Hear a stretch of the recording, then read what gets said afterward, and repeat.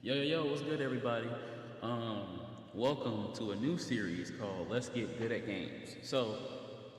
This is how I'm going to promote my gaming channel as well as react to videos, kind of. So, I'm going to be going through a series of videos, and I'm typically going to do these episodes on live because it makes more sense because I'm going to be searching around anyway. But the point still stands. We're going to watch this video. We're going to figure out how to get good. No cap. We definitely going to try to get good. So let's go ahead and start this. I'm trying to figure out how to play with Android 17. So if y'all see my channel and y'all see me watch these videos, it might help you, it might not. This is what helps me. The point is, the key takeaway is, anybody can learn anything. The internet got it. We just got to look for it. So I'm looking on how to play this damn game, because if y'all don't know how I feel about Geki Shin Squadra, go to my gaming channel. I literally say it within the video. That game is the epitome of frustration. Like, you will get frustrated because you don't know what to do. And unfortunately, even though games come with tutorials, they don't really show you like the unscripted in-game, like, make a move type moments like these videos do, because you know what I mean. Like, these people are probably well versed in the cheesy way of playing with these characters, and I need every strat I can get because I am about winning. 17 a tank in Dragon Ball GET THIS Shi Squadra. Man, that name, I always struggle with it.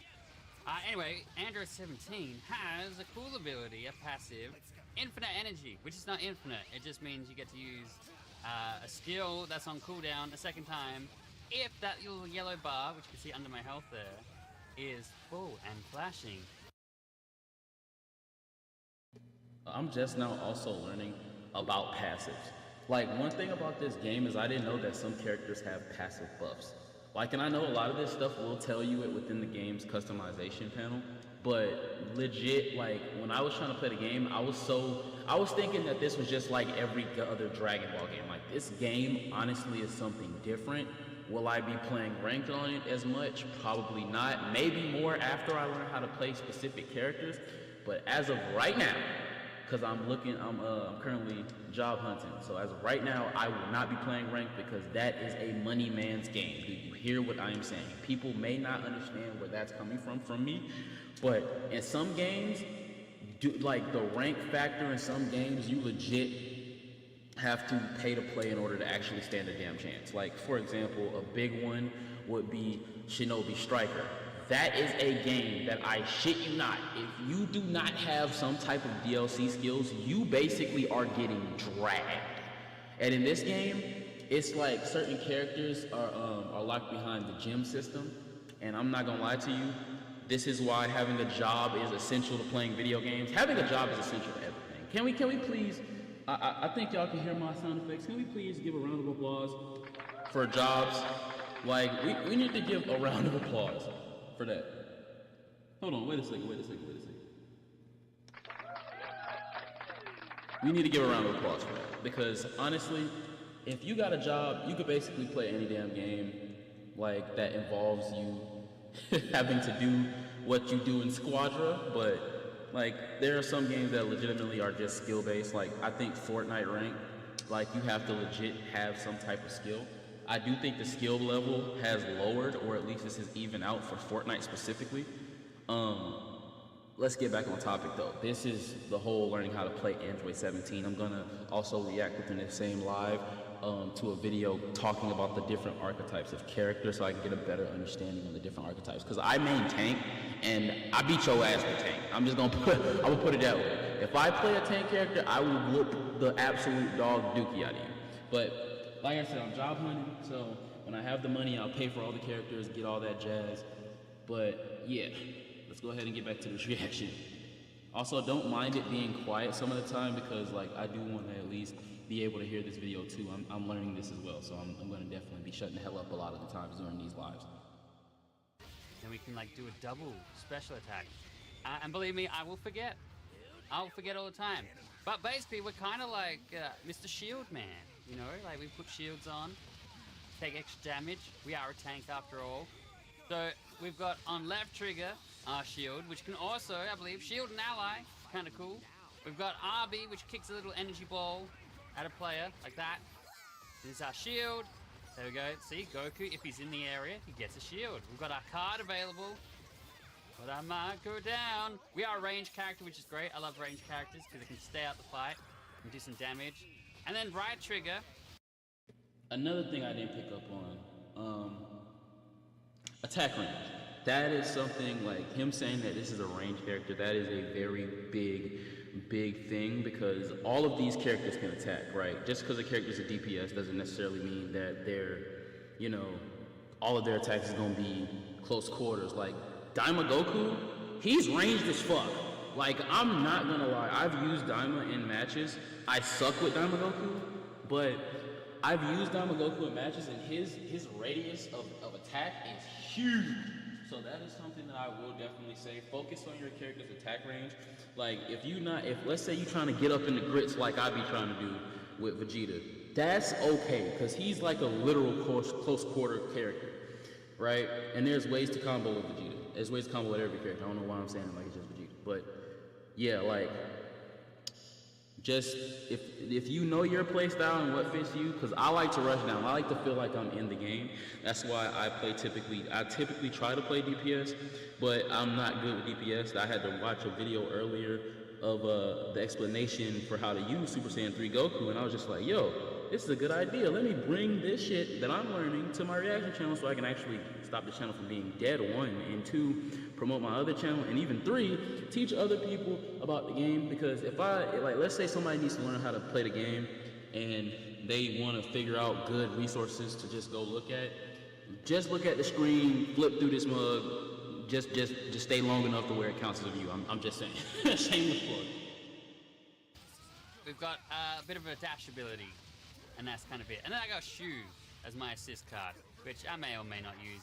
I'm gonna go with the Roshi card again. I got an idea. I might do 2 green cards this time. I got a bit of an idea of what I want, because we are. Also, another thing I noticed was just the preset, like with the cards, the card combos. Like, I typically try to follow the build of the person in the video, because I'm just like, yo, they clearly got a dub with this build. It gotta be some type of good. But I experiment with other builds too. Like, don't be afraid, because I'm glad that I started off with getting my ass kicked in rank multiple times. I'm an E3, I believe. But I'm glad that I got my ass kicked in rank, because it taught me a valuable lesson. Do not be afraid to go out there and fucking experiment. I experimented with so many different things. Like, I put so many different combo cards and presets, trying to see what works. Hell, in my videos on my gaming channel, you'll see me like shuffle through them shits. I'm just like, hold on, wait. I gotta fix this shit, I gotta make it work. But yeah, like, yeah, man, if you could figure out to make some, because there's people that are like so good at video games, they can make the shittiest hands work. So yeah, like, if you can make stuff work other than how the video said, that's good, but it's still a very hefty task, I'll say that. Tank, I've got a bit of defensive cards, and then I always like to pick the vanish one for card 3. It's like double vanishes. It's very useful. Oh, Vegeta coming. Alright, we've got Vegeta and Goku, and there is a Krillin cruising around up here, right? Somewhere. Oh, yes, be afraid of my Shu, man. Shu causes, I believe, movement speed down. Wait, that Krillin's only level 1? Alright, let's go finish him off. How are you level 1, man? Here I was thinking, I was gonna say. Man, I'm not gonna lie, having a level 1 person while you're level 4 is like cookies. I'm definitely taking the mods regardless of who I'm playing with. At the start, is it me or are Goku players like the wild cards? They're the ones you don't know if they're gonna go AFK or they're just gonna go fly around the middle for the entire match. Like, you just don't know what Goku players gonna do. But unlucky for them, it's their Krillin player who's a little bit out there. Poor guy's only level 1. What are these ones? Solid barrier?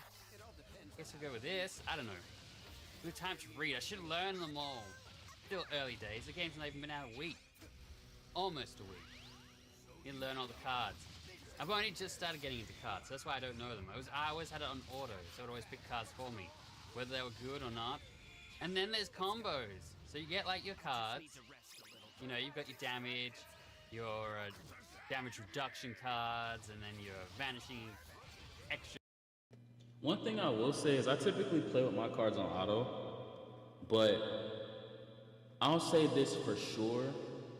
If I ever get to the skill level of being able to just pick out manual cards and be like, oh, we just gonna go this, we gonna do that. Hey man, I'm cold. That's why I'm picking up on this, because it's like, I'd rather create the presets and let it auto through. Like, I don't think that limits how I play the game. You know what I mean? It's the same way with Tekken. Like, I'll sometimes use the easy combos, but like, people will sit up here and be like, oh man, that's not really being good at the game. I'm not trying to be the Tfue of Tekken or whatever. I'm trying to win. I'm trying to win. I'm not gonna play super duper toxic because I still want other people to have fun. But you will know when I turn that toxic meter on. You will know.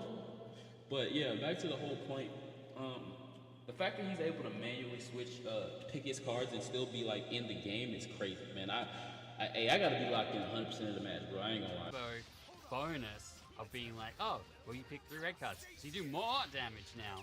So you gotta learn combos as well. So that's kind of like the depth of it, I feel, is in the card system. Also, not get my butt kicked by Vegeta. Almost got pulled into that one. If he pulled me into that, I would have been donezo. Alright, we've got 10 seconds of healing. That's not too bad. Hopefully the range on that ball goes up a little bit. So I played a few rounds of 17. This is round 3 or 4 for me on 17. I like to try and get a little bit of a hang on him before we fire this up. He seems alright. I don't mind him. So far, we've come close to going down. I'm not going to say he's like a perfect tank that's like unkillable, because I definitely in my early rounds was, yeah, it did go great. Even with my shields, oh, I might go down now. Get out of this, 17. My vanishes on. Alright, so we just got double vanishes, so we can do 2 vanishes in the same charge. Aha! Alright, get that Goku guy. Get him. What are we, level 7? He's level 5. Oh, we've got the edge, man. We're ahead. That's what I like. Get rid of these guys. I've also set my radius to target whoever's got the lowest health. You can change that in your settings. Because I always like, whenever I'm chasing someone and they start attacking NPCs, it's like, no, that shot was supposed to go towards Vegeta, who had a little health, not the NPC who just happened to be closer. So you can change it.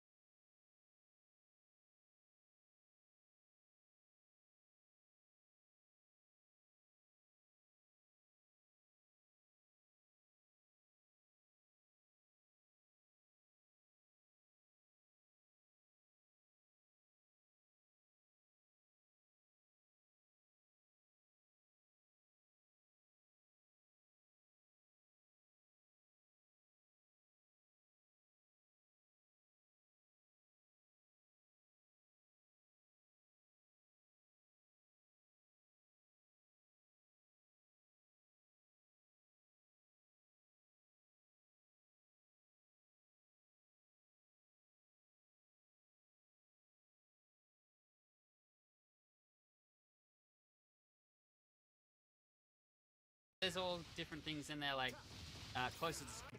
Y'all heard nothing I said at that time. What I was saying was, there's so many different ways to play, and yeah, like, because I like to play as many other different characters, and there's so many different ways to play with each character, it's really, really fun trying to figure out these things.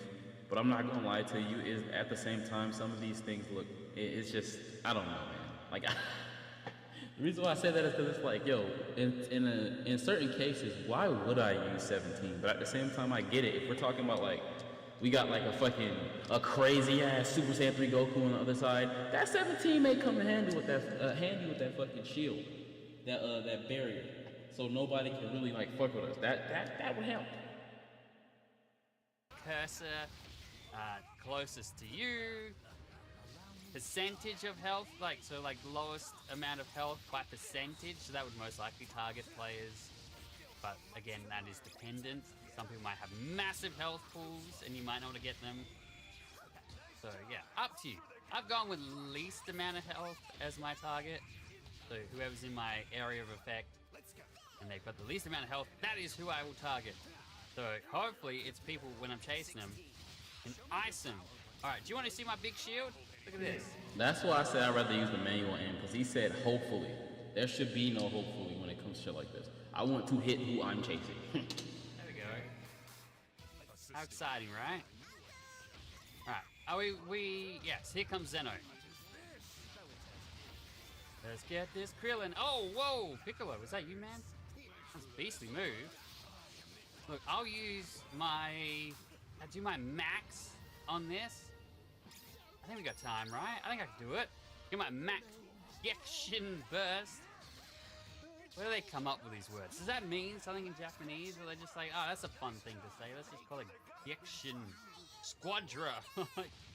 It couldn't just be called Dragon Ball Battle Arena or something. No, no, no. That's too easy, man. It's too easy to say. Ho ho! Deborah down. Oh, we're finally on a KO streak. I don't think we've been KOing too many players here. It looks like someone's coming to the center. You see that little countdown on my mini-map? That one is going to rock up here soon. Could be, what, Brianna, Jacko? I don't think anyone else. Yeah, Jacko. Jacko rocks up. We will deal with him soon. It looks like Piccolo's going for him. We'll back him up. How's this looking? Pretty good. You know what? If we beat Jacko, this is our final point. If we defeat Jacko, he crashes his ship into that space and we'll blow it up. So let's go help out Piccolo and get that done, shall we? Excuse me, coming through. All right, how you got, Piccolo? You're doing a good job, man. Doing some shielding, take less damage. It's always nice. Watch, he'll hop in his spaceship in a second. Oh, I thought his final phase was always his spaceship. Well, he's hopping in it now. So when you defeat him, he hops in his spaceship. And then, Shazam! See, he crashed into it and took out the God of Destruction for us. So bosses are important. They help. Oh, that Deborah got wrecked. We got Super Streak. Oh, we're done. Well, that's it. Dragon Ball complete. But yeah, sometimes when you're fighting Jacko, you actually fight him in his spaceship. I thought he was going to do that. Usually that's towards the end of his health bar. No. Okay, so what I figured out about 17 is that basically hug bases, but at the same time, definitely give him 2 skills that boost his defense and 1 skill that takes his cooldown down. Because if he can really use that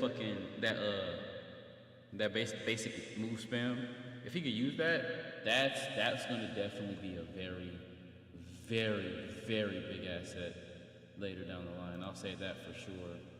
1 second. The stream is not ending. It's just I'm literally trying to shuffle through the videos. So now we're gonna learn about the categories. Categories for Gekishin Squadra. Actually, none. Best combo card types.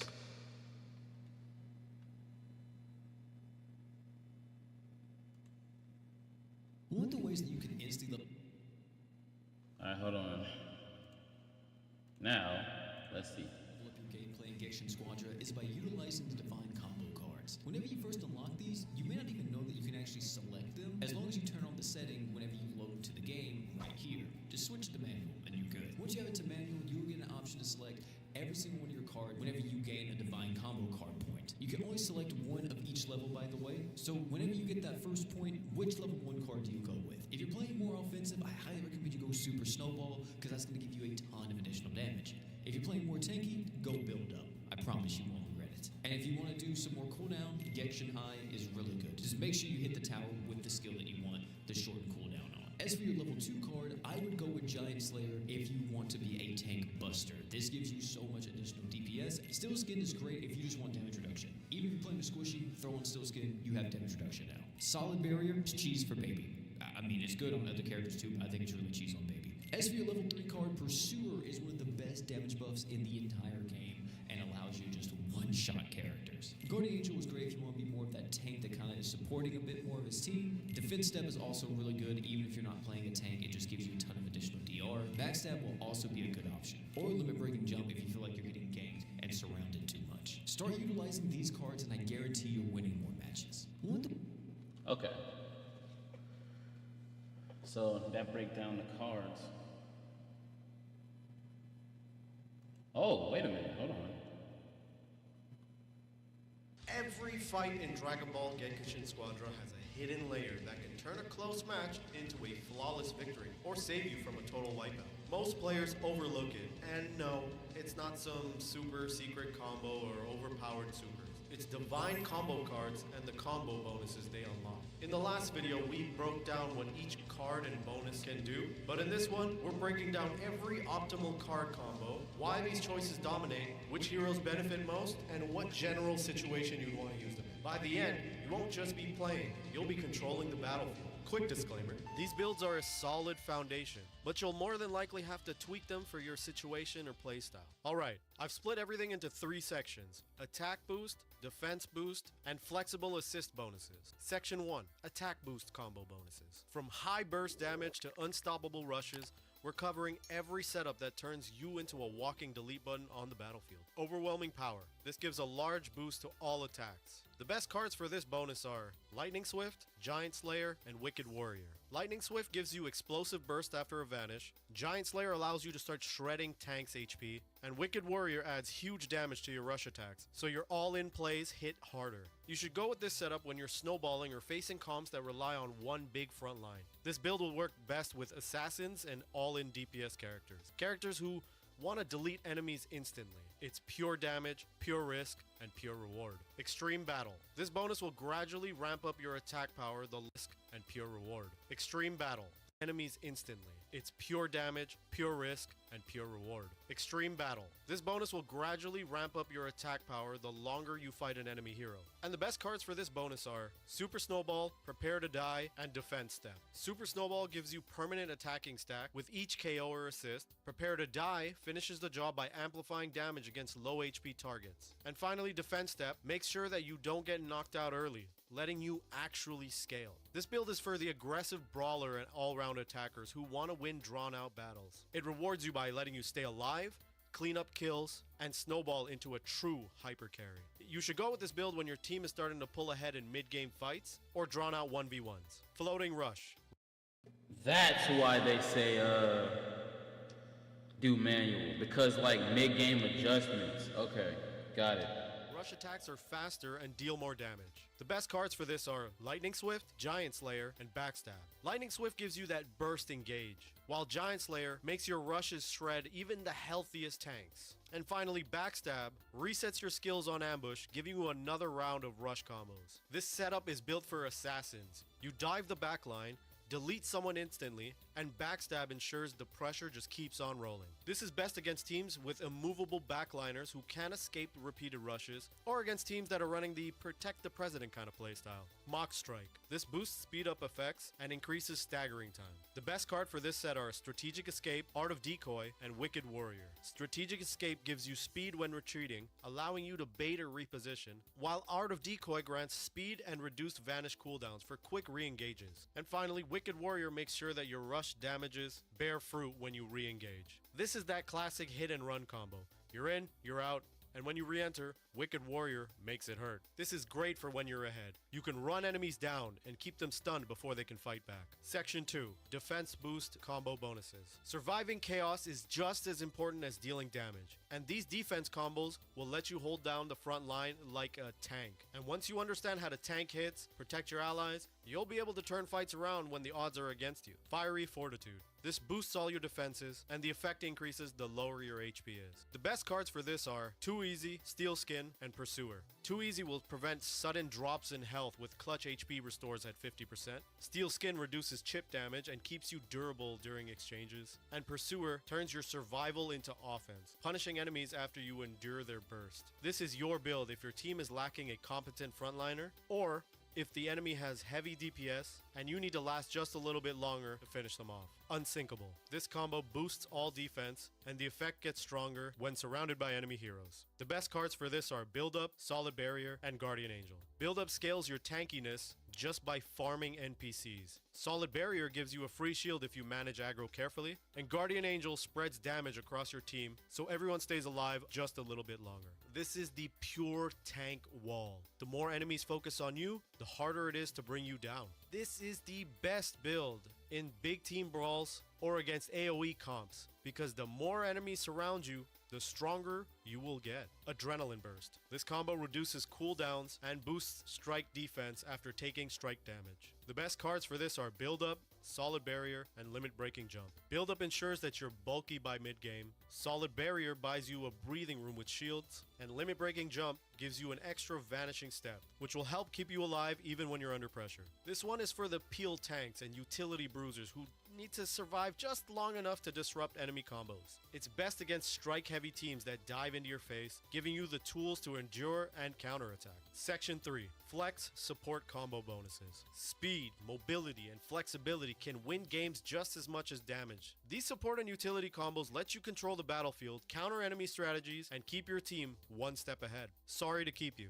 This combo greatly boosts movement speed when heading towards an ally. The best cards for this combo are Gek High, Art of Decoy, and Limit Breaking Jump. Gek High reduces cooldowns after a burst, so you're casting more often. Art of Decoy gives you speed and faster vanish recovery to reposition, while Limit Breaking Jump gives you another vanishing step, making you that much more annoying to deal with. This is the mobility support package, perfect for healers who need to zip between allies to save them. You should run this if your enemy has strong assassins targeting your backline, as this setup will always allow you to show up right on time to save your teammates. Energy Absorption. This bonus reduces cooldown when hit by energy attacks. The best cards for this bonus are Strategic Escape, Epic Hunter, and Defense Step. Strategic Escape allows you to stay slippery when under pressure. Epic Hunter ensures that you're clutch during objectives, and Defense Step reduces any incoming damage after a vanishing step. This is the anti-caster setup. You'll be able to thrive against those ranged poke comps, or in boss fights where cooldown refunds and sustain will keep you alive. If the enemy team is composed of multiple energy spammers, this allows you to absorb the pressure while you and your team flip the script back on them. Trinity Force. This combo gives a balanced boost to attack, defense, and cooldowns. The best cards for this bonus are Super Snowball, Steel Skin, and Backstab. Super Snowball gives you offensive scaling with KOs and assists. Steel Skin provides consistent damage reduction, while Backstab resets your skills during ambushes, allowing you to consistently pressure the enemy team. This is the all-rounder combo. If you're not sure what you'll face, Trinity Force will keep you reliable in any matchup. This is pretty much the go-to in solo queue or when the enemy comp is unpredictable. This combo bonus will keep you consistent and reliable. And there you have it, the best divine card combinations for every combo bonus, with a full breakdown on why each individual card is the perfect fit. Now you should have a general idea on what to pick and under what situation. Be sure to give these builds a try in your next matchup and tweak them to match your playstyle. And if you want an explanation on each divine combo card and combo bonus, then check out my video that breaks it all down. Thank you for watching, and consider subscribing if you want more. Wow, man. I did not realize that there could be situations like in the game where you specifically have to be like, yo, I gotta call an audible, I gotta pick this. Like, that's crazy, man. Okay, hold on. Now, I gotta get the explanation of each category. Okay. Hold on. Uh-oh. Welcome back, guys, to another Dragon Ball Game. For example, let's go ahead and take a look at the rock. Use your dash to unlock. We do build 17 for an offensive build because you don't really try to go offensively on. Very best build on every character. Best card, this skill, character card. Now, I would say these two, it isn't a burst character, it's more of a damage over time. He doesn't typically just delete people, he just does damage to them over time. So you want to take now Prepare to Die because you'll get more value out of that. And then for his third skill, you want to take Backstab because Backstab just works perfectly with his kit and how it's designed. Moving on to Majin Buu. With Majin Buu, you want to take card Strategic Escape because it will help you run away and also decoy. Because with Buu, the main thing is you just want to stay alive. You want to take Strategic Escape and fight, and then the exact same build as well, so the exact damage. So he typically wants to just like burst people outside of a bush or outside of his invisibility buff. And the only condition for this is to have your back turned to the Okay, alright. Okay, I'm gonna end the stream here, actually, because I think